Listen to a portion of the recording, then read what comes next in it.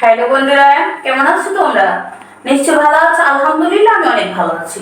আজকে বন্ধুরা দেখো, আমি একটা নতুন ব্যঞ্জন বর্ণ নিয়ে তোমাদের সামনে উপস্থিত হয়েছি। এসো ব্যঞ্জন বর্ণ শিখি। আজকে আমরা কি শিখবো? অনুস্বর। অনুস্বর কিভাবে লিখতে হয় বন্ধুরা, আমি তোমাদেরকে লিখে দেখাবো। তো চলো বন্ধুরা, আর দেরি না করে লেখা শুরু করো। প্রথমে একটা বুল, তারপর বুলের এখান থেকে আরেকটা অংশ হয়ে গেল অনুস্বর।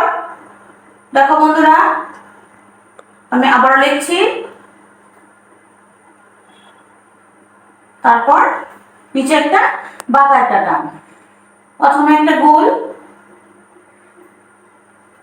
তারপর নিচে বাঁকা একটা অংশ, অনুস্বর। দেখো বন্ধুরা,